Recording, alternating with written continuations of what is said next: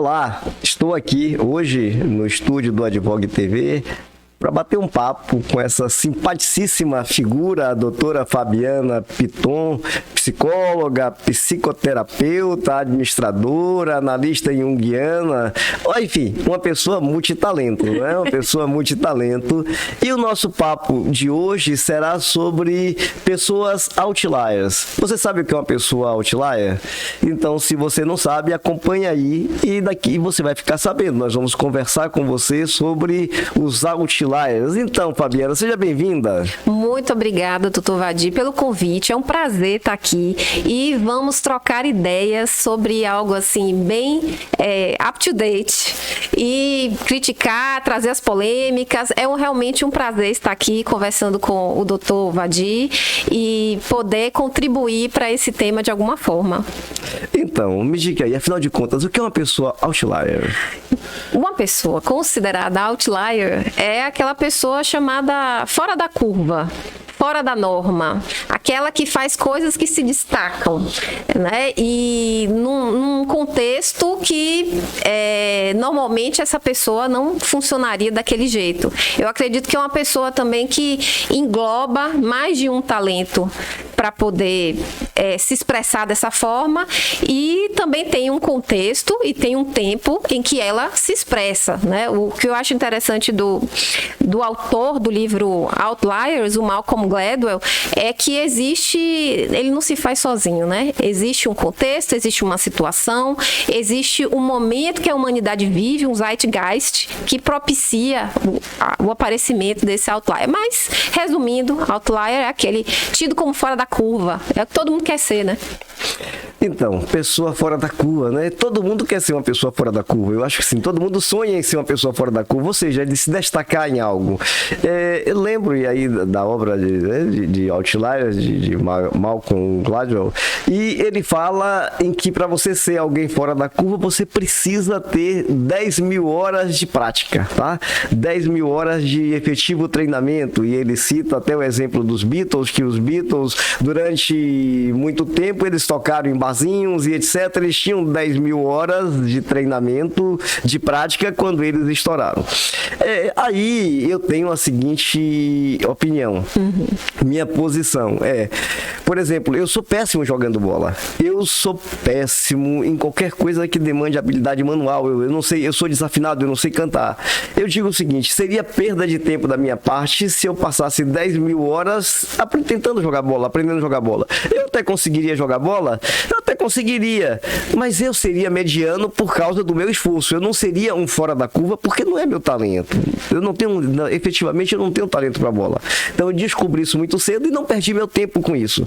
E aí eu volto aqui agora para Aristóteles, e grande filósofo, né? Aristóteles viveu lá antes de Cristo, e ele dizia que era importante que cada um descobrisse o seu talento e investisse no talento.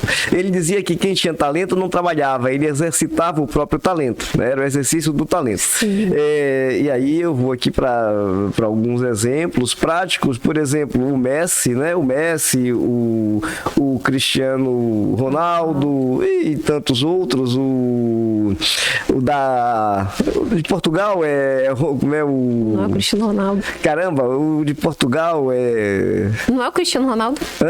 Cristiano Ronaldo, eu falei Messi, Cristiano Ronaldo, sim, Cristiano Ronaldo, Cristiano Ronaldo, Messi. Do Brasil a gente tem tanto Ronaldo Fenômeno, Ronaldinho Gaúcho e alguns outros.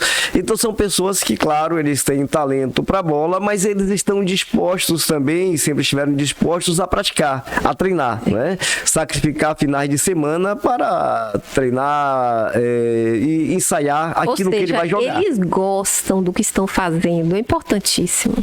Então, o que eu quero perguntar é o seguinte, sua opinião, essa coisa de 10 mil horas efetivamente transforma alguém em outlier?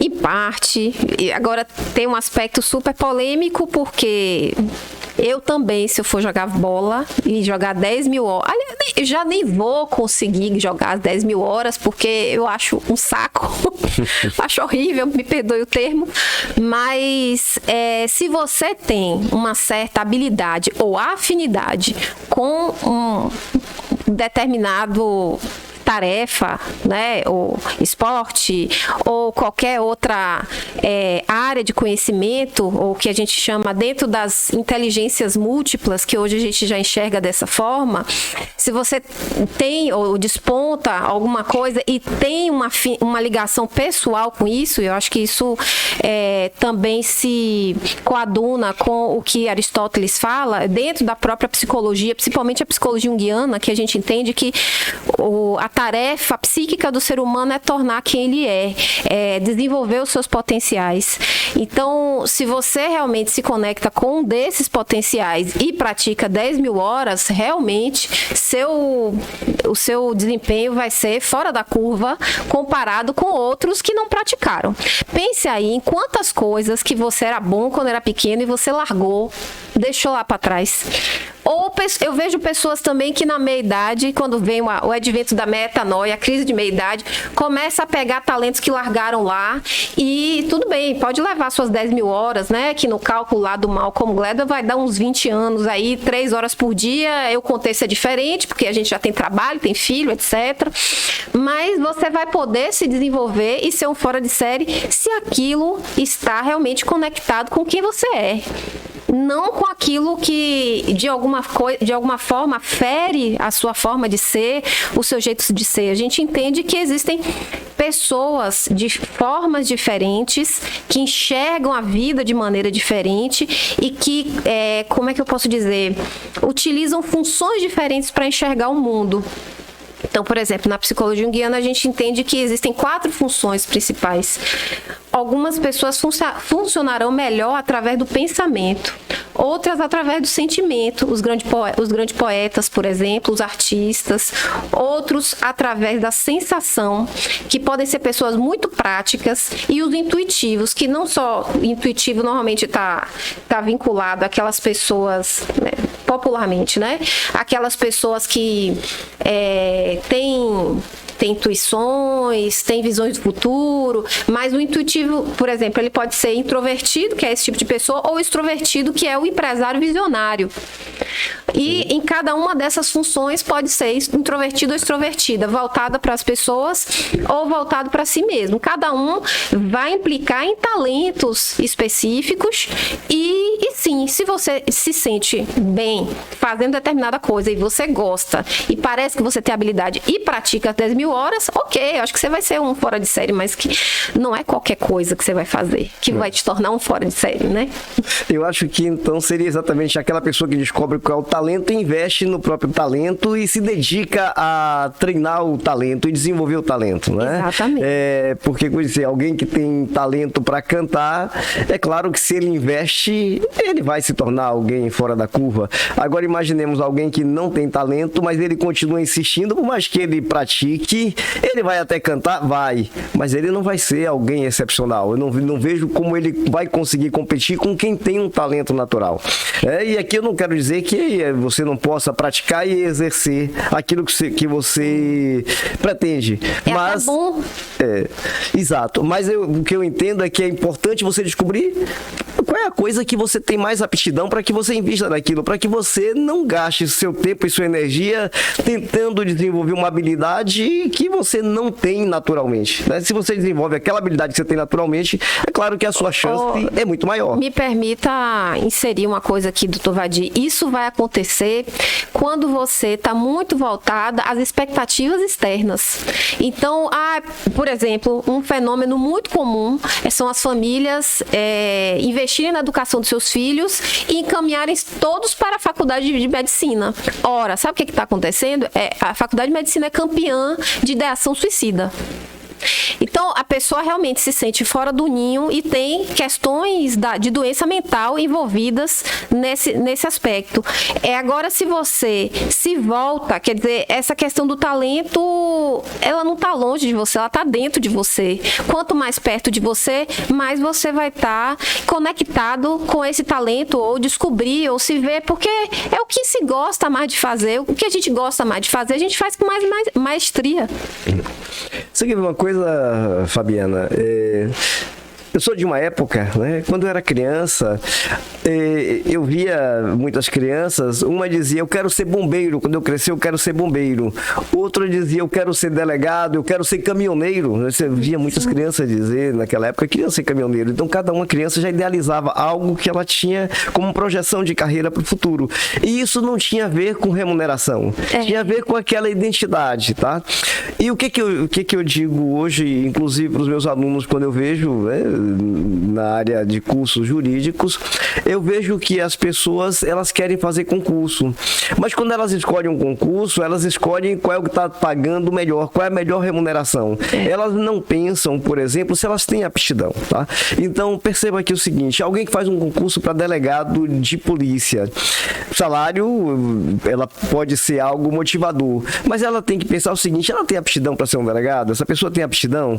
Ela tem como potencial para sair correndo atrás de bandido, para perseguir bandido, para se envolver com crime organizado? Isso faz parte da natureza dela? Sabe por quê? Se isso não faz parte, o que vai acontecer? Ela vai adoecer. Ela vai adoecer. Porque ela vai se envolver numa atividade profissional que não tem nada a ver com ela, que ela não tem aquela aptidão, que ela não tem o devido preparo emocional, inclusive, porque as pessoas são diferentes umas das outras. Exato. Inclusive até mesmo quanto à resiliência emocional, elas são diferentes. As pessoas encaram os fatos de maneira diferente, né? O mesmo fato pode ser interpretado de maneira diversa por um grupo de pessoas, cada um vai interpretar o fato ao seu mapa mental, né? Sim, eu diria até, inclusive, assim, que existem algumas pessoas que conseguem tem uma certa versatilidade em termos de emprego, ou em termos de emprego, de trabalho, né? Mas não são todas, não. Tem muitas pessoas que realmente, assim, tem dentro de si o que Jung vai chamar de designação. Já nasceu, assim, muito convicto do que quer fazer, que nem eu com a psicologia. Quer dizer, não nasci, não, mas muito jovem já estava muito convicta que eu queria ser e que minha vida não ia fazer sentido se eu não fosse psicóloga. Então, assim, tem essa questão dos caminhos que a gente vai tomar na vida e que não tem nada a ver com o mercado, não tem nada a ver com o que é valorizado.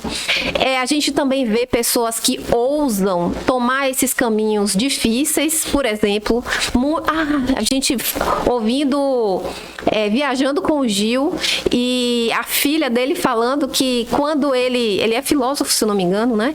Que ele ia largar, não sei que profissão, se ele estava como professor, para música, e o pai falava, mas como é que você vai sobreviver? Imagina, agora ele pode dar conta de uma família inteira de músicos que trabalham junto com ele. Então, é muito triste a gente pensar que se você se volta para, como é que eu posso dizer, critérios externos na hora de escolher o que é que você vai fazer da sua vida, realmente adoece, não tem nada a ver com você, ou você não vai ser tão bom, ou vai te exigir determinadas coisas. Eu também digo assim, qualquer profissão é difícil, qualquer. Agora tem que ser aquela que combina com você, para você suportar todas as dificuldades que aquela profissão vai lhe trazer, por mais que traga mais dinheiro ou menos dinheiro. Até porque tudo tem, não é só ônus, tem o ônus e tem o bônus, aliás, não é só bônus, tem o bônus e tem o ônus, né? O que está por trás? Quais são os ônus? O delegado traz muita responsabilidade, você tem o dever de proteger a sociedade. Policial militar também tem uma responsabilidade imensa. Alguém que faz um concurso para a polícia militar, ele tem que verificar se ele tem aptidão para exercer aquela função, na é verdade? Então, assim, primeiro passo eu tenho aptidão para isso, porque, Fabiana, o que eu penso? Não existe profissão perfeita. Existe, sabe aquela máxima? Existe a pessoa certa no lugar certo, né? Aquela pessoa que descobriu para que ela tem aptidão e se exercita. Se alguém tem talento para jardinagem, ela investe no próprio talento de jardineiro e vai se tornar um Burle Marx da vida, né? Pois é. Você tem talento para guitarra, vá tocar guitarra e você se transforma no Santana da vida, sabe? Então, assim, não existe profissão perfeita. Existe aquilo com o qual você se identifica. Eu acho que é por aí que você se torna um outlier. É quando você descobre qual é seu talento e você investe nele e você vai ser alguém fora da curva, né? E por gostar tanto de fazer aquilo ali, você vai fazer as 10 mil horas. Pois é. E você faz, e aí voltando para Aristóteles, você nem percebe que está fazendo, você está exercitando o próprio talento. É isso mesmo. Quer ver uma coisa? Hoje eu tenho um respeito muito grande, mas um respeito e uma admiração assim fenomenal por Roberto Carlos. Para mim, Roberto Carlos é um outlier. Ele é um fora da curva. Ele é uma pessoa realmente fora de série. Ele tem muito talento. E outro dia eu estava lendo a biografia autorizada dele. Né? Tem uma biografia autorizada e eu fiquei impressionado, porque você percebe, ele conseguiu ser o rei da música popular brasileira, né? Contra todas as probabilidades e contra todas as adversidades. Ele não veio de família rica, né? Ele tem um trágico acidente aos 6 anos. Ele, em Cachoeira, ele vendo um desfile com a coleguinha, e quando vem um trem, ele conta essa história na biografia. Aí vem um trem, ele está tendo um desfile e ele está com a coleguinha, eles procuram a melhor posição para ver o desfile, porque tem muita gente na frente. Eles ficam próximo do trilho. Eles ficam próximo. Aí tá vindo um trem, só que o trem não ia atropelá-los. Mas a professora que estava no ângulo de visão, ela viu que imaginou que eles iam correr risco. Ela corre para tentar salvá-los. Ela puxa a menina, mas Roberto Carlos toma um susto, e com o susto que ele toma, ele cai no trilho, e o trem vem em cima da perna dele, mas o trem para em cima da perna dele. Aí tem que vir um pessoal com macaco hidráulico e para tirar o trem, e aí é que uma pessoa que pega ele no colo, e tem até a música que ele fala, um paletó de linho branco manchado de sangue. Essa música que ele fez, ele gravou 2 músicas para esse acidente dele. Uma é essa e outra é Trauma, que ele fala, são traumas que a gente só sente depois de crescer. Meu pai sempre me falou para que eu nunca mentisse, alguma coisa assim, tá? Eu não, como eu falei, de música eu não tenho o menor talento, mas ele faz 2 músicas, uma delas é Trauma. E o que acontece? Ele perde, aí ele é levado para o hospital, ele fica no estado grave, o médico faz a cirurgia, amputa a perna dele, ele começa a andar ainda na infância de muleta, ele anda durante muito tempo de muleta, até botar uma perna mecânica, já aí quase na sua adolescência, mas ele não desistiu do sonho dele, sabe? Ele continuou investindo em mais. E outra coisa importante, tá? Para mim é uma coisa importante, percebe? Ele nunca se sentiu vítima, ele nunca se vitimou, e ele nunca usou isso, ele nunca sequer gostou de falar do acidente. Você pode ver que durante ao longo da vida dele, ele nunca falou. Agora, nessa biografia dele, é que ele menciona e ele conta. Agora veja, né? É outro aspecto que o Malcolm Gladwell, nesse livro Outliers, ele postula muito bem. Ele tem autoconfiança. Isso podia ter destruído a autoestima dele, mas não. Ele seguiu adiante. E teve resiliência também, né? Para poder lidar com essa adversidade e depois transformar numa grande força. Pois é. Então, você percebe por que eu tenho um respeito muito grande e uma admiração muito grande por ele, pelo ser humano que ele se tornou, sabe? Porque ele foi contra todas as probabilidades, ele se torna um gênio da música, né? E depois, um cara genial. Atravessa a ditadura, que poderia ser um momento muito difícil, mas ele vai por outro caminho que ele se favorece, digamos assim. E ele diz que aí ele ia para o campo de futebol e ele ficava olhando as crianças jogar bola, ele participava de alguma forma, ou seja, ele nunca se sentiu diminuído, sabe? Ele nunca perdeu a autoconfiança, ele nunca perdeu a fé, ele nunca perdeu a esperança. Você pode ver que a fé é algo que o move, né? Até hoje a gente percebe, né? E quem é que nunca, em algum momento, não se deleitou com a música de Roberto Carlos, né? Quem é que não curtiu um momento romântico com a música de Roberto Carlos? Quem é que não se divertiu? Quantas pessoas, né, que aproveitaram bastante esse talento musical de Roberto Carlos e aproveita até hoje, né? Porque ele está aí presente e fazendo shows, é uma pessoa atuante. Eu acho também que é uma característica de um artista fora de série, atravessar as décadas e continuar, fazer uma música universal. Aí uma coisa que eu penso, né? Por que até a gente falava, Fabiana, ainda há pouco, de que cada um interpreta o fato de acordo com o seu filtro mental, né? Com a sua percepção de vida. O mesmo fato pode ser representado e ter consequências distintas, né? Tem um grande filósofo também aí de alguns séculos passados que ele dizia o seguinte, na verdade, salvo engano, é Epiteto é quem diz isso, né? Na obra dele, a arte de ser feliz, acho que, se não me engano, é Epiteto quem diz isso. É o seguinte, que as pessoas, que na verdade o que mais machuca as pessoas, na verdade, não é o que acontece a elas, e sim a interpretação que ela faz para o que acontece, tá? É a interpretação que ela dá para o fato que aconteceu. Então, percebe, esse acidente poderia ter feito com que ele se sentisse uma vítima, né? Se vitimasse, se sentisse diminuído, inferiorizado, ou seja, ele começasse a achar que a vida foi cruel com ele e que ele não teria nenhuma chance na vida, né? Essa seria uma interpretação do fato, mas não, a interpretação do fato que ele deu foi outra. Eu não vou falar sobre isso não me diminui. Sabe, incrível, eu continuo, né, um ser humano e com capacidade, com intelecto, e eu tenho um sonho, vou realizar o sonho, e de fato ele realiza, né? Então é isso que eu digo, essa capacidade que o ser humano tem. E tem várias situações, né? Outro dia, a minha filha, que tem osteogênese imperfecta, ela tem uma fragilidade óssea, né? E já teve algumas fraturas. É até uma coisa muito pessoal minha falar. Ela, mãe, mas por que eu nasci assim? Aí eu falei, filha, todo mundo nasce com alguma coisa. E mesmo aquelas pessoas tidas como que nasceram perfeitas, pode acontecer um acidente, pode ter uma doença mental. Então, a gente está num mundo de imperfeição e a gente precisa enxergar dessa forma diversa para poder superar e transcender, né, o que é que está dado para ela.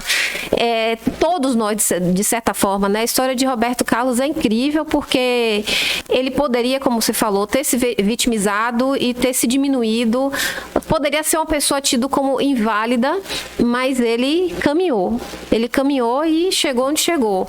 Por outro lado, a gente também não pode perder de vista que não é simplesmente assim, eu sou uma pessoa fantástica, fora de série e a resiliência vai resolver tudo, né? O livro também vai mostrando que tem contextos, por exemplo, é inevitável que crianças que estudaram em escolas que deram mais oportunidades para elas se desenvolverem algumas habilidades na infância, elas realmente estão à frente daquelas crianças mais pobres ou que tiveram pouco acesso à educação. Por outro lado, aí para contradizer essa informação, o próprio Malcolm Gladwell vai dizer o seguinte: pega indivíduos na universidade, os que tiveram excelente educação e os que tiveram pouco acesso à educação, e realmente os que tiveram boa educação estão em vantagem, mas quando acaba a faculdade, muitos que não tiveram acesso à boa educação já podem estar no mesmo nível daqueles que chegaram, que tiveram boa educação, né? A gente começa a pensar assim, em contextos, em tempos, em épocas, em oportunidades também. Agora, esse fator psicológico de resiliência, autoconfiança, que também vai depender, doutor Vadir, do contexto familiar. Por exemplo, um contexto familiar violento normalmente vai diminuir a autoestima dessa criança, ou não necessariamente violento, mas aquilo que diminui essa autoestima e essa autoconfiança vai impedir de ousar na vida, né? De se jogar no mundo e fazer as coisas ou realizar o seu potencial. Sim. Quer ver uma coisa? Se me lembra a história. Agora não, eu sei que li, só não lembro exatamente em qual obra eu li, mas tem uma história seguinte que conta que dois irmãos americanos, um se tornou um médico famoso e o outro um alcoólatra que vivia praticando pequenos delitos e vivia na prisão, né? Enquanto que o outro se tornou um médico, mas um médico muito famoso nacionalmente. E aí uma repórter se interessou por aquela história de dois irmãos com realidades tão distintas e foi entrevistar. Ela entrevista um médico famoso e depois ela vai entrevistar o irmão que no momento da entrevista estava na cadeia, estava no presídio. E aí ela, entrevistando o médico, doutora Fabiana, pergunta por que ele se tornou um médico tão famoso e o que o fez estudar tanto. Aí ele disse, pois eu venho de uma família muito humilde, muito pobre. Meu pai era alcoólatra, chegava em casa e espancava minha mãe e batia em mim e meu irmão. E eu vi aquela realidade muito dura e eu disse que eu não queria aquilo para mim. E a única forma que eu tinha de lutar contra aquilo era estudar. E eu me dediquei ao estudo como uma forma que eu tinha de progredir. A minha tábua de salvação foi o estudo, por isso que eu me dediquei. Então, muito bem. Outro irmão ótimo, né? Aí ela vai entrevistar o outro irmão que estava preso naquele momento. Aí ela pergunta por que ele não fez nada na vida, por que ele vivia, né, entregue à bebida e praticando delitos para beber. Aí ele disse, eu cresci vendo meu pai chegar em casa embriagado, bater em minha mãe e bater em meu irmão. É o exemplo que eu tive. Então eu não tinha outra escolha. Eu não tinha escolha. Aquilo foi uma coisa que me foi apresentada pela vida. Você percebe? Então Ele aí não volta... foi capaz de pensar fora da caixinha. Pois é. Aí vem aquela história que a gente falava ainda há pouco, da história de Roberto Carlos, de pessoas que interpretam o fato e o fato não o deixa vítima. Ela não se prende àquele fato, ela supera, ela vai adiante, ela tem uma autoconfiança, né, fenomenal. Eu acho maravilhoso, porque talvez você possa ver muitos casos até dentro do seu escritório, não sei, de pessoas, vamos supor, agressores, abusadores, que vivi num contexto de violência doméstica, mas não são todos que viram agressores ou abusadores porque viveram no contexto, ou então o psicopata, eu matei porque eu fui abusado na infância. Não, a maioria, na verdade, se torna inclusive um ativista contra essa violência, né? E muitos vão se superar para poder, inclusive, mover céus e terra, para poder transformar aquela realidade dura, não só no seu contexto familiar, mas ajudando outras pessoas. Exatamente. Então, o que a gente percebe, né? É que muitas vezes não é o seu ambiente que lhe molda, não é a sua realidade que lhe molda, é algo. É a combinação.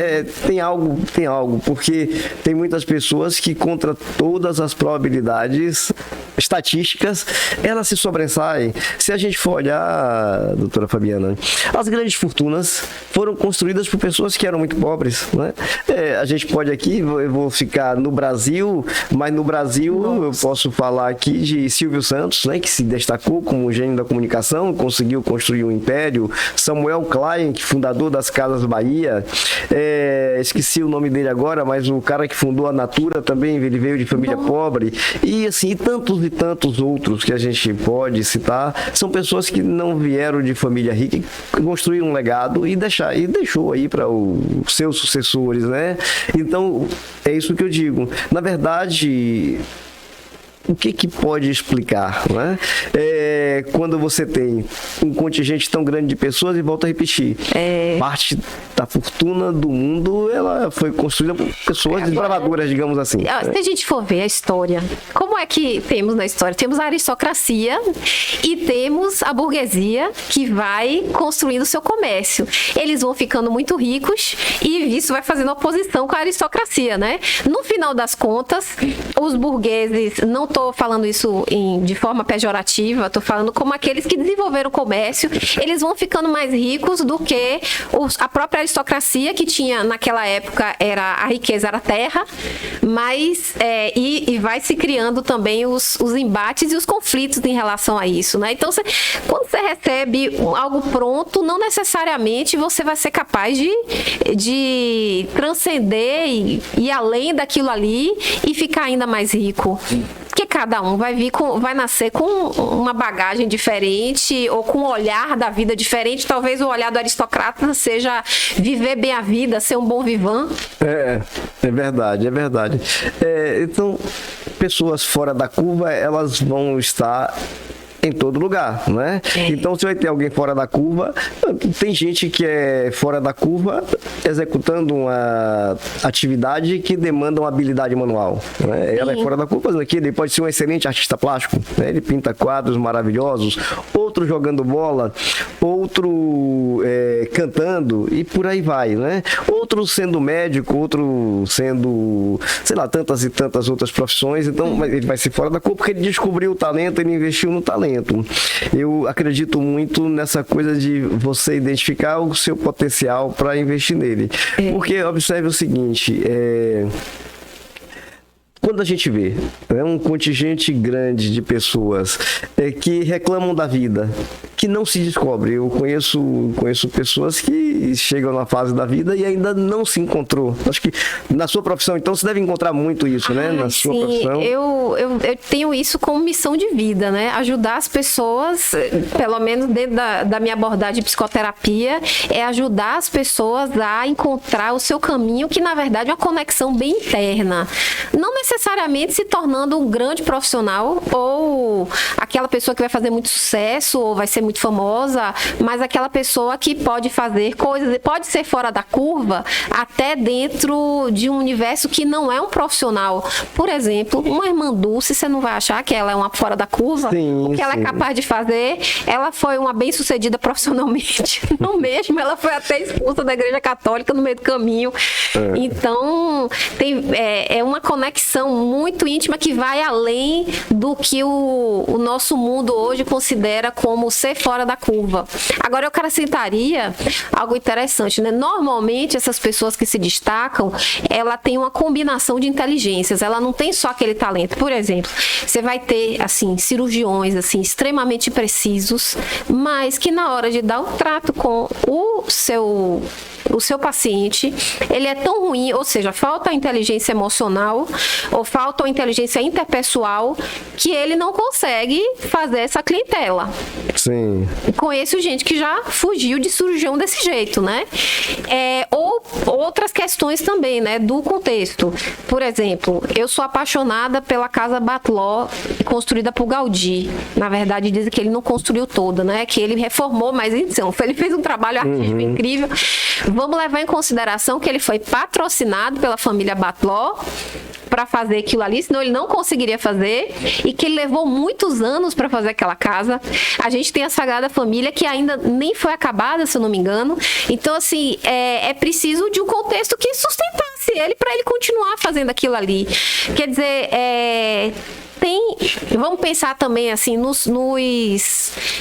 naqueles que explodiram ou que fizeram muito sucesso no axé, foi um contexto ali. Se chegar alguma outra pessoa agora com grande habilidade do axé, não vai ter mais aquele mesmo sucesso. Quer dizer, tem tempo, tem lugar e tem uma condição, assim, uma mistura de inteligências também, que eu acho que é isso que ele também traz, né? A questão da criatividade, da curiosidade, do aprender o que é que está acontecendo. Quando você vê a vida do Fred Mercury, é interessante, porque em um determinado momento, ele acho que está chegando nos 80, ele tocava rock, e ele fala assim, vamos botar uma coisa mais disco para tocar nas discotecas, e é isso que ele faz, e ele vai atravessando as eras, né? Sim, sim.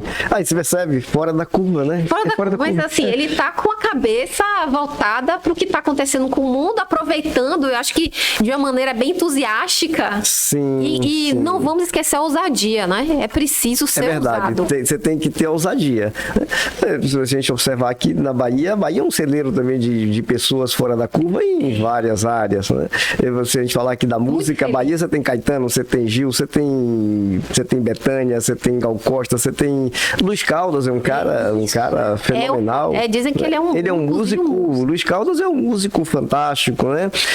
Márcio Vitor é um músico fantástico, é um cara que tem uma história de vida muito bacana, sabe? Um cara lutador, um cara guerreiro, é um cara assim, é um ser humano vejamos fenomenal. Luiz Caldas, né? Luiz Caldas, tido como pai do axé, que começou tudo. Imagina, ele começou, ele explodiu, fez a coisa explodir, quer dizer, a música baiana não ia para os programas de TV nacionais, e ele começou aí, e em que contexto ele chegou, e como é que ele teve em termos assim de sucesso hoje, e os que chegaram no meio do caminho, que parece que aproveitaram o momento melhor, e que são as grandes estrelas, né, que a gente tem hoje, Ivete Sangalo, Cláudia Leite, Chiclete não, mas o Bel, enfim. Bel Marques, né? Aquele outro, Durval Lelis, assim, tantos outros aí que se destacaram, né? E vem aí nessa... E ver os que não ficaram, os que se mantêm ainda, ou os que se reinventaram. E você vê que todo mundo que chega num ponto tem um momento em que ele tem que se reinventar, né? Ele tem que se reinventar. Outro dia até um amigo estava falando que viu uma entrevista e disse, olha, eu achei assim uma colocação fantástica. Diz que é uma perspicácia, né? Eu não vi a entrevista, mas ele me contando que ele viu uma entrevista de Anitta.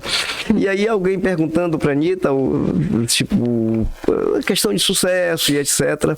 Aí diz que ela falou assim, ó, você quando você quer ir ao Monte Everest, você quando sobe, você chega lá em cima, você tem pouco tempo para ficar lá em cima, né? Depender de como esteja o tempo, você pode ter aí, sei lá, 5, 7 minutos. Ou então pode morrer. Você tem pouco tempo para ficar.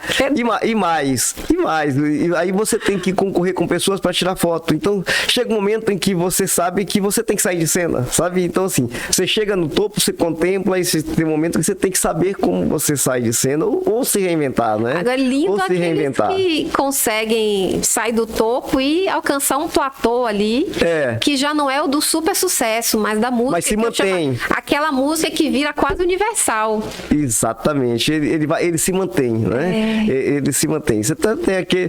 Quer ver? Elton John é um cara que até hoje se mantém. Paul McCartney. Raul Seixas, apesar de ter partido há muitos anos, mas até hoje, quem é que não conhece músicas de Raul Seixas? Né? Quem é que Costa, Gilberto Gil.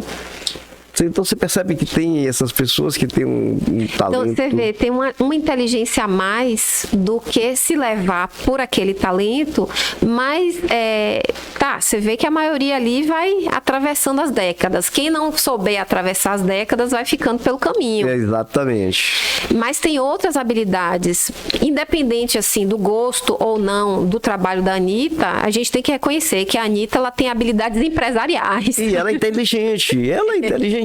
Ninguém pense do vídeo da capacidade dela, não, até porque ninguém chega onde ela chegou se não tiver habilidade empresarial e se não tiver inteligência, né?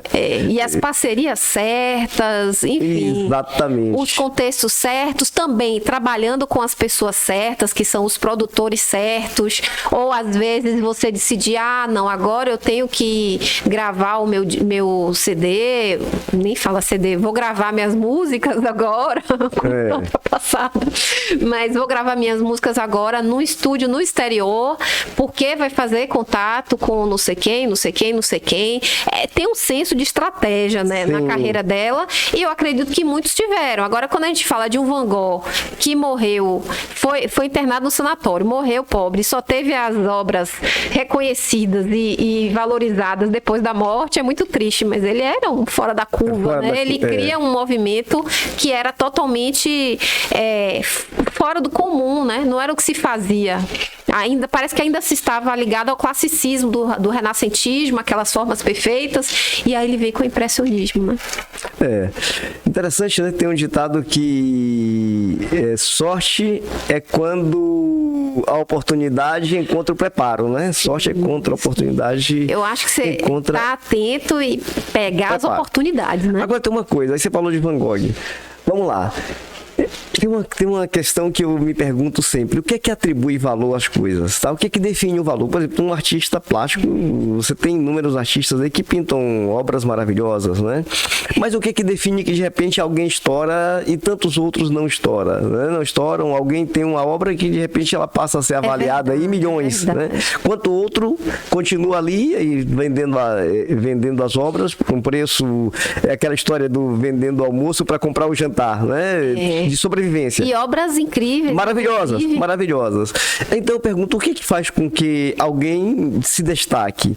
É realmente o talento somente, ou é preciso que haja também o fator oportunidade, sorte de encontrar alguém que olhe para ele e alguém com potencial de colocá-lo no mercado certo? Doutor. E dizer assim, vou pegar você e vou promover um merchan, por exemplo. É do mesmo jeito que um bom empresário pega um artista que pode até não ser tão excepcional, ser mediano, e colocar na parada do sucesso, que a gente sabe que isso é possível. Agora, como psicóloga, a gente enxerga, especialmente a psicologia junguiana, e a gente tem a tradição de Início da Silveira, que trabalhou com arte com seus pacientes esquizofrênicos. Muitos deles foram aclamados pela crítica. Mário de Andrade reconheceu essas obras, levou para exposição no exterior, e eles passaram a vida deles com as dificuldades que eles tinham, né, dentro da esquizofrenia. Mas a gente entende assim que uma grande obra de arte, ela é capaz de capturar o elemento universal, né, que a gente chama de arquetípico. Aquele elemento universal, assim, você olha para a obra e claro que ela vai te tocar de uma maneira muito específica, mas o tema será o mesmo. Se você olhar, se eu olhar, se outra pessoa olhar, e essa capacidade de também trazer algo universal. Sim. Mas como o doutor mesmo falou, não necessariamente será valorizado. Não terá o mesmo valor, não é? O que atribui valor? Eu concordo que o marketing empresariado faz toda a diferença. Faz. Outro dia eu estava vendo uma reportagem de um artista plástico, estava mostrando a casa dele. Aí ele mostrou uma escultura que era assinada por um outro artista, um artista, até esse artista hoje ele é de São Paulo, mas se não salvo engano, ele fica muito em Trancoso, né? Na Bahia. E aí ele estava mostrando, era um tronco trabalhado, e ele disse que ele tinha custado R$200 mil. Eu olhei e falei, cara, sério? Sabe assim, sério? R$200 mil? Ou seja, ele pagou, talvez, claro que aí Doutor Vadir, eu não tenho a percepção, sabe, a sensibilidade necessária para perceber o que está contido naquela obra, tá? Agora tem uma coisa que é indiscutível, né? Teve uma obra que foi vendida muito caro, acho que algo da ordem de $200 mil, alguma coisa assim, e era uma obra invisível. Invisível? Invisível. Não era nada. Parece a roupa do rei, né? O rei está nu. Exatamente. Então, a gente está no momento também do chamado pós-modernismo, em que a arte extrapola aquilo que é visível. Aí você também, por exemplo, artistas de performance como Marina Abramovic não teria lugar há anos atrás, há décadas atrás. Ou outros que dizem que fazem arte com o próprio corpo, colocam hormônio e vão transformando o próprio corpo, e isso é considerado arte. Os próprios artistas questionam, é arte mesmo?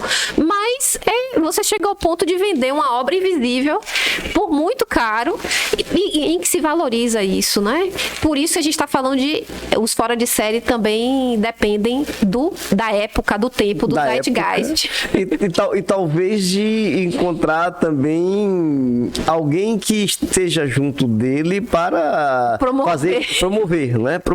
É igual no livro de Malcolm Gladwell, ele fala de Bill Gates, né? Que Bill Gates, porque teve acesso aos computadores naquela época, né? Computadores que eram para a época modernos, então assim, ele encontrou ferramentas que foram importantíssimas para o desenvolvimento dele, né? Isso. Então, ele tinha um preparo, né? Ele tinha um preparo e encontrou a oportunidade. E ele se dedicou a isso. E acredito que o destaque também vem por conta de um talento natural para aquela coisa, né? Da informática. Ele tinha um gênio natural. É interessante como ele coloca a importância do período, porque se as pessoas que ficaram com os computadores de cartão não tiveram oportunidade de desenvolver essa habilidade. No entanto, ele já chegou em outro momento da computação e daí ele pode se desenvolver, né? E no momento que ele estoura, Steve Jobs também teve a oportunidade de se desenvolver. Então, como eu estava falando, pessoas que chegam no momento posterior podem ter um grande talento de programação, mas não vão se destacar como ele. Mas vão surgir, viu, doutora Fabiana? Sempre vai surgir alguém que vai se destacar. Sabe por quê? É isso. A inteligência artificial pela frente. Você percebe que está tudo evoluindo muito rápido? Observe nos últimos 20 anos o avanço que nós tivemos. A inteligência artificial chegou para ficar, é um negócio fantástico. Você hoje não tem mais como pensar a vida futura, atual e futura sem a inteligência artificial. É verdade. Né? Quer ver uma coisa? Você fala em inteligência artificial, quer ver um filme para mim que quem pensou e concebeu, foi fora da curva? Matrix. Matrix é um filme de 1999, sabe? E ele trata verdade. tema que hoje a gente vê que é atual. E até os filmes reproduzem a ideia, né? Não é? Do Matrix. Então, você percebe a genialidade do cara? Em 1999, ele pensou algo que ele já falava, a inteligência artificial também, ele trata sobre isso. E ele traz um tema que hoje é atual. Então, é um filme futurista, feito em 1999, e ele traz uma realidade que hoje a gente está vendo que daqui a pouco vai acontecer. Você vê, né? Que visionário. E aí a gente vai remeter também aos... Como o Van Gogh que foi valorizado depois, mas grandes gênios, né? Pessoas que construíram grandes teorias e que puderam depois ser bem aplicadas, né? Não pseudociência, mas assim... mas que naquele momento eles não tiveram. Eu trabalho com uma abordagem que é a psicologia analítica de Jung, que foi tido como discípulo de Freud, mas a polêmica é que, na verdade, ele não era discípulo, ele já tinha a sua forma própria de pensar. E no momento em que ele cria, ele não pega, mas só vai começar a estourar em 1990. Ele morre na década de 60. Quer dizer, na época que ele construiu aquilo ali, claro, já tinha vários discípulos e tal, mas estoura aqui só depois dos anos 90. Agora é algo assim, ainda muito, muito mais difundido e tal, mas é quando a gente pensa assim, pessoas que pensaram, como o que fez o filme Matrix, em determinadas formas de pensar, ou perspectiva do mundo, que só começa a ser entendida depois. Aí, às vezes a pessoa só se destaca depois que morreu. É interessante que aí, lembrando do filme, né, assim, ele tem passagens fantásticas, né? Quando ele fala o que é real, o que é imaginário, né? O que é real, o que é o sonho, o que é que distingue, o que é real.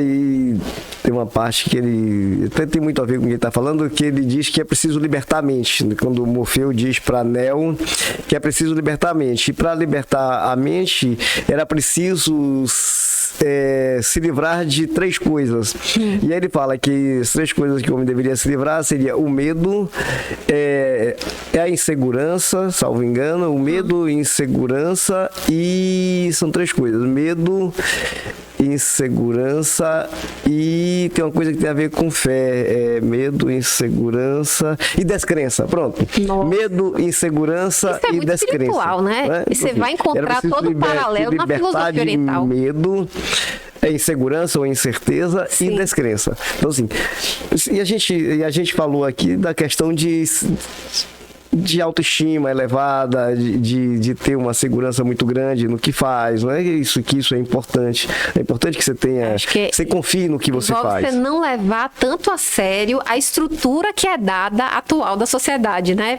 Um pouquinho assim, tentando traduzir a ideia da Matrix aplicando a nossa vida. Sim. Não leve tanto a sério, as coisas podem ser transformadas. Podem, sim, sem dúvida, as coisas podem ser transformadas. Agora, tem uma outra coisa que eu fico observando, e aí, assim, eu sou de uma geração em que a gente foi educado aprendendo a se defender, tá? Minha mãe dizia, se alguém lhe der um tapa, dê 2, né? Não chegue em casa apanhado. Então, a gente era educado dessa forma, sim, a se defender.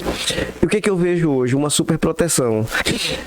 Outro dia, na escola do meu filho pequeno, chegou um pai enfurecido, falou para a filhinha dele, a criança de aparentemente uns 5 anos, quem foi, filha? Aponte aí quem foi o coleguinha que ele bateu. Quem foi? Ele veio assim, quem foi, filha? Aponte aí quem foi o coleguinha que ele bateu. Ora, será que ele queria bater numa criança? O que ele queria fazer com essa criança? Então, assim, o exemplo que ele está dando para a filha, essa superproteção, será que ele não está criando uma pessoa frágil? Qual é a sua concepção?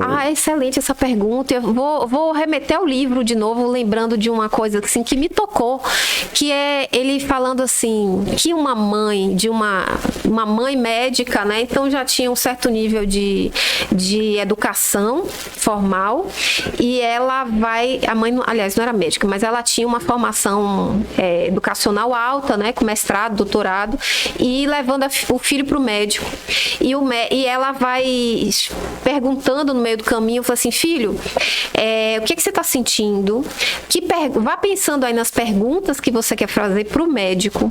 Então, ela vai ensinando a criança a olhar para o médico, que é um adulto, de igual para igual. E uma coisa que ele vai observando, que muitas vezes as famílias de classes menos abastadas costumam olhar infelizmente, né, com um olhar inferior. Então, essa criança já cresce sem tanta autoconfiança. E esse menino está aprendendo a dialogar com o médico desde pequeno. Né? A questionar um médico, que poderia ser, sei lá, talvez uma autoridade absoluta para ele. Mas, assim, a forma de criar uma criança realmente vai interferir no que ele chama de importante para se destacar, que é a autoconfiança e também a resiliência, né? Exato. Lidar com os próprios fracassos e não se deixar abater por eles e também buscar formas dele mesmo se defender, porque realmente, se você tem uma situação em que uma criança sofre uma agressão e esse pai é que vai defender o tempo todo essa criança sem dar recursos para essa criança se desenvolver ou se defender, como é que ele vai ser adulto no mundo? É um chorão. Pois é. E o que eu vejo hoje é como se a gente estivesse criando uma sociedade da vitimização, sabe? Tudo é vítima. Coisas que na minha época a gente resolvia lá mesmo, entre meninos, era no mano a mano, se resolvia. Quer dizer, e havia ficava um encorajamento a você até se colocar exatamente. E resolver e ser assertivo. Acho que é isso. E hoje a criança vai buscar o pai para resolver. E quando ela não tiver o pai para resolver, e aí? Como é que fica? Tá criando uma criança passiva. Então, eu acho que minha preocupação é a gente não está criando uma geração de pessoas frágeis, tá? que vão ficar na teoria da vitimização, porque, volto aqui a repetir, você percebe que a história de cada um pode ser mudada de acordo com a crença pessoal dela, né? Assim, os gregos costumavam dizer que cada um tem dentro de si um Deus, e esse Deus seria o entusiasmo pelo que você faz, o entusiasmo por você mesmo, tá? O entusiasmo por você mesmo, é você acreditar. Ora, eu não posso ser um profissional bom se eu não acreditar no que eu faço, você compreende? Se eu não tiver autoconfiança... Não, o entusiasmo é a motivação eu não que vou faz conseguir ser um bom profissional. Caminhar e seguir em frente para realizar o que você é, realizar o que você quer e é. Então, o primeiro passo é você acreditar, né? Se você não acredita, poxa, peraí. Agora, veja, né? Tem essa questão familiar, que é importantíssima, mas também tem fatores individuais, porque para Jung não existe tábula rasa, por exemplo. Dentro da psicologia comportamental, você tem a crença de que o indivíduo, acho que é o Skinner ou o Watson, um dos dois falava assim, me dê um bebê e eu transformo ele num médico, num juiz, num jogador de futebol, modelando comportamento. Hoje isso caiu por terra. Existem habilidades individuais, existem questões genéticas, inclusive, e a gente acredita, assim, de uma maneira até um pouco espiritual, que cada um vem com uma certa individualidade que permite, inclusive, por exemplo, aquele irmão que nasceu num ambiente de um pai alcoólatra, dizer assim, eu não quero isso para mim, vou me apegar aos estudos. Eu já tive a felicidade de encontrar isso no consultório. E são pessoas que realmente vão se destacar. É parecido com aquele exemplo que eu te falei que eu li em um livro, né? Que assim, o exemplo que ele teve serviu de paradigma para que ele não quisesse aquilo para o futuro dele, para a vida dele. Né? Então... Agora veja, são as chamadas ovelhas negras, por incrível que pareça. Esse que se destacou, não sei como ele é visto, mas dentro da família ele é a ovelha negra. Por quê? Porque ele vai contra os valores. No entanto, dentro da psicologia sistêmica, o chamado bode expiatório ovelha negra, né, é tido como aquele ser humano que transcende mesmo, assim, que vai além, que ajuda aquela família a ir além daqueles valores ou se desenvolver. Nem sempre ele é compreendido, ou melhor, na maioria das vezes ele não é compreendido, né? Ele pode ser muito massacrado, que nem Jesus Cristo, trazendo uma ideia totalmente nova, que era do amor morrer do jeito que morreu. Mas, mesmo assim, o legado fica, né? De alguém que sai daquela determinação que poderia fazer, por exemplo, com que uma família de sapateiros fosse sapateiro pro resto da vida, como o filme A Vida é uma Festa. É ótimo para ter esse exemplo, né? Sim. E o menino se descobre, ele quer ser músico e ele não pode ser músico, só pode ser sapateiro, mas tem uma história traumática da família. Só que aí e depois é que ele vai descobrir que tem um músico na família, né? Já tinha alguém lá que a história traumática tinha a ver com esse músico que foi embora para ser músico, né? E todo mundo depois só podia ser sapateiro.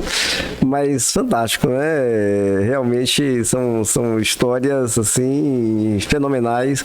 Agora, quer ver uma coisa que voltando à questão do talento, né? Do talento, do você descobrir, do você investir, do você se dedicar. E voltando aqui para Malcolm Gladwell, da questão das 10.000 horas do treinamento, do talento. Um casal tem 5 filhos, né? Ele tem 5 filhos e esse casal cria os 5 filhos dentro do mesmo padrão.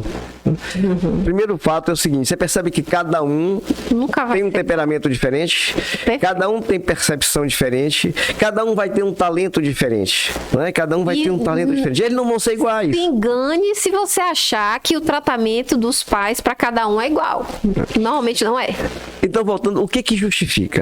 O que determina essas características de um casal tendo 5 filhos e criando os 5 filhos dentro do mesmo padrão e eles se tornem tão diferentes?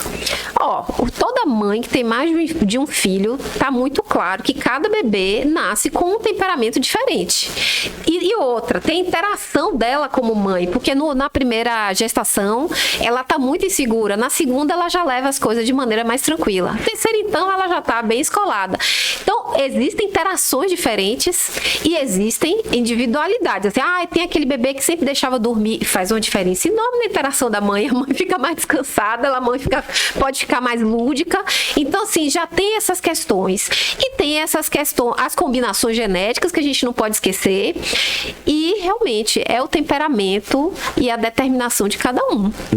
E a gente percebe, esse bebê, a gente já percebe que ele tem personalidade própria, é diferente, né? Você tem um bebê que ele é mais agitado, que ele, quando quer alguma coisa, ele quer mesmo, e se não der, ele se zanga, ele mama, isso.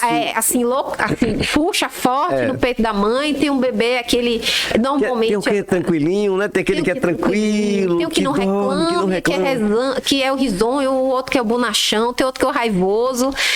Você percebe que já ao nascer, já vem traços ali impressos no código também genético. Até que as vivências da gravidez dessa mulher interferem também no temperamento do bebê, mas é como eu estou sempre colocando aqui, questões genéticas estão envolvidas também. Por mais que esteja o mesmo pai, mesma mãe, as combinações genéticas também são diferentes. Isso para quem só acredita na ciência, mas para quem acredita em algo mais elevado, espiritual, né, a gente pode pensar que cada um veio fazer alguma coisa aqui. Os índios Guarani, eles têm uma forma de educação muito linda, muito especial. Eles entendem que as crianças, ou qualquer ser humano, né, veio das estrelas e cada um vem com uma missão específica e que a educação deles é no sentido de ajudar ou não atrapalhar o que ele veio fazer aqui. Isso muda tudo quando a gente fala em termos de educação, por exemplo, em escolas que são capazes de acolher os diferentes talentos dessas crianças e ajudar a desenvolver, oferecendo meios de se desenvolver, né? É diferente das nossas escolas de até 20 anos atrás, por exemplo, em que todo mundo era padronizado, vem aqui, é esse aqui, o pacotão, daqui até o fim, e cada um se vira aí com suas individualidades, né? Uns se adaptando mais, outros menos. É verdade, é verdade. De qualquer maneira, se a gente for observar, a educação como a sociedade, de modo geral, ela tem evoluído muito ao longo do tempo. eu digo o seguinte, o que é importante, que eu vejo como realmente importante, é que você dê oportunidade para que as pessoas possam se desenvolver, né? Você tem que dar igualdade de oportunidade para as pessoas. Todo mundo tem que ter direito a uma boa educação, né? A saúde. São coisas básicas, né? Alimentação, moradia, são coisas básicas para que o ser humano se desenvolva. E a educação tem um papel fundamental. Quando eu falo que a sociedade ela tem evoluído e positivamente, você até falou aí sobre aquele modelo feudal dos burgueses, e quando alguém vinha de uma família que tinha um ofício, os filhos seguiam o ofício, você tinha os outros que não poderiam exercer aquela profissão. Hoje não, hoje cada um pode escolher, deliberar sobre a própria vida, escolher a profissão que quer seguir. Mais. Né? Mas tem hoje, pelo menos assim, nos países onde impera e vigora a democracia, você tem, né? O vendedor de amendoim do semáforo pode virar o dono de uma indústria de salgadinhos. A gente tem exemplos, né? Tem um cara que se titula de David Camelot. Não, é David Camelot, alguma coisa assim, tá? É um cara que começou como camelô e hoje ele construiu uma rede, né, de lanchonetes e tal, e faz palestras, inclusive. Então, ele era vendedor de sinal. Tem uma outra história de um cara que a mulher dele assim, ele perdeu o emprego, ele trabalhava na indústria e perdeu o emprego e estava morando embaixo da marquise com a mulher. E um dia a mulher dele estava sentindo dor e ele precisava comprar um remédio. Aí, segundo, né, a história que ele conta, ele pegou emprestado com o porteiro de um prédio em frente onde ele estava R$10 para comprar o remédio. Ele sabe eu não vou comprar o remédio não, eu vou comprar umas balas, vendo no sinal, transformo com troco. Ele já tinha uma mentalidade comercial, né? Ele disse que comprou as balas, vendeu as balas, pouco foi, comprou as balas, comprou o remédio, sobrou dinheiro, ele foi lá, pagou os R$10 e aí ele começou a vida dele. Então, assim, e agora é uma habilidade. Eu te questiono, doutor Vadir, e trocando aqui os papéis, assim, será que esse homem conseguiria chegar onde chegou, mesmo com toda a dificuldade, mas se ele não tivesse uma autoestima ou ele se permitisse ganhar dinheiro? Também tem a questão da autoconfiança nesse sentido, né? De muitas pessoas, até em contextos familiares abastados, poderão se sentir como se fosse uma determinação, uma maldição, algo nesse sentido, pela maneira como foram criados, assim, como se não tivesse o direito de fazer dinheiro, o direito de ganhar dinheiro com comércio, ou com qualquer outra coisa, ou de se destacar. Então, existem, inclusive, bloqueios, né, que a gente vai chamar de complexos, que realmente atuam, sabotam o indivíduo na sua realização plena. Verdade. Eu acho que existem mesmo. E talvez isso tenha a ver, sabe o que, Fabiana? Com a falta de educação financeira. As famílias não educam os filhos para um planejamento financeiro, patrimonial. Não se fala com as crianças sobre uma evolução financeira. Não se fala sobre patrimônio com crianças. Já percebeu que não se fala? É como se fosse um tabu? Eu sou uma defensora de que acho que tem a ver primeiro com a cultura. Primeiro, porque dizem que nos Estados Unidos, que aqui no Brasil você quer planejar o futuro, pelo menos há uns anos atrás, porque muita coisa já mudou de 2018 para cá.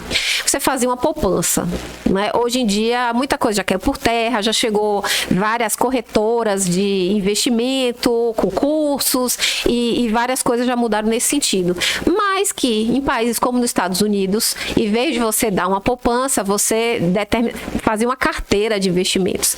Já começa diferente. Então, você vê que as próprias famílias não pensam desta forma, né? De que eu posso investir em diversos ativos diferentes e ter rendimentos variados que podem me garantir ou que podem melhorar a minha situação financeira. E acho que por não ter essa cultura, não passa para essa... Eu acho que se eu pudesse, assim, eu fico procurando, assim, tem algum livro para criança? Porque minha filha demonstra esse interesse, por exemplo. Sim. E eu acho que ela deve crescer sabendo.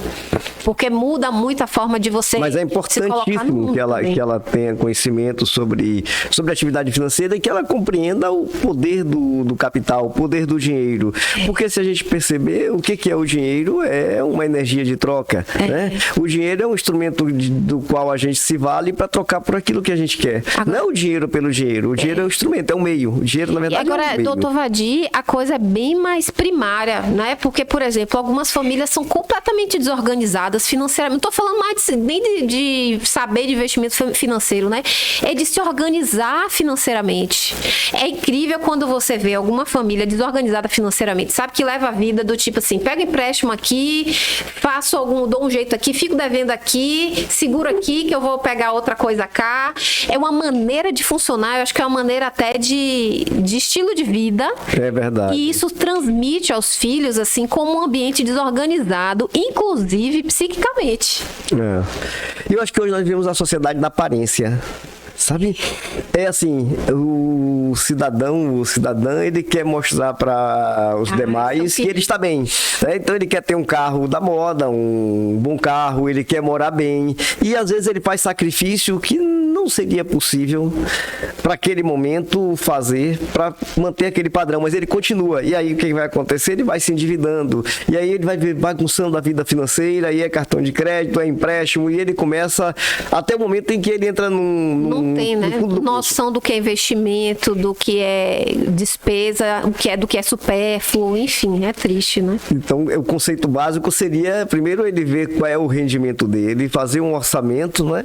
Fazer um orçamento para dali ele definir as prioridades de gasto. Agora, e a poupança. Veja, doutor Vadir, nos Estados Unidos, há décadas atrás, você já ouviu falar que dentro do high school você tem educação financeira. Sim, sim. Aqui no Brasil, não. Eu ainda acho, assim, que a gente tem que saber de educação financeira, a gente tem que saber de direito. Que isso devia ser matérias, assim, antes de entrar na faculdade até, para você ser um cidadão, né? Conhecer os seus próprios direitos, saber um pouco de psicologia, de filosofia, até de nutrição. Então, assim, estamos falando de educação, vamos falar de educação aqui. Pensar em indivíduos fora de série, você tem a Finlândia com um tipo de educação e que um americano, ele começa a comentar, né? Que durante muito tempo, os indivíduos que mais se destacavam eram os americanos. E que depois de passar do tempo, os finlandeses, assim, subiram na curva vertiginosamente. E aí ele foi tentar entender. Ele foi conversar com a ministra da Educação da Finlândia e ela falando assim, olha, a gente tem aulas aqui como poesia, música, aí tem a de robótica, mas poesia, música, para que ela não entendi sua pergunta para desenvolver todas as habilidades. Não temos prova aqui. A quantidade de horas é 4 horas só por dia. Mas por que isso vai adiantar? Sim, eles precisam ter um tempo para a vida deles. Se você sobrecarrega uma criança com 1000 coisas, ele também não vai ter tempo nem de encontrar e exercitar o próprio talento, se você parar para pensar. Exatamente. Aí você vai conversar com esses meninos da Finlândia, a maioria fala 3 línguas, com 4 horas só de aula por dia. Mas então é um sistema de educação em que, inclusive, em vez de deixar, por exemplo, quem tem uma dificuldade enorme de matemática, mas que não vai, realmente, a dificuldade de matemática não vai fazer com que ele escolha nada, ou vá para engenharia, ou vá para a própria administração financeira, não vai pela dificuldade, né? Então, em vez de deixar a pessoa sofrendo, direciona para as áreas que ele é bom. Exato. Eu acho que é importante, né? É importante. Então, sim, foi muito bom essa conversa. Estamos chegando aqui ao final, mas, doutora Fabiana, obrigado mesmo aí por ter aceitado o convite, esse bate-papo tão esclarecedor, né? Outliers, né? Fora da curva, pessoas assim, e são tantas pessoas fora da curva, né? Eu queria que fizesse aí as suas considerações finais sobre essas pessoas fora da curva. Tem mais alguma coisa que queira acrescentar, que acha importante que a gente pontue aqui nesse momento? Olha, eu acho interessante a gente falar sobre os outliers, né, como algo que está um assunto em voga e que seduz muito, por exemplo, o mundo corporativo. E isso é um perigo, porque, como eu estava falando com o doutor antes, né, O outlier dentro da empresa é aquele inovador, aquele criativo. Normalmente ele tem a liderança, ele tem um perfil que a gente chama de intuitivo e extrovertido.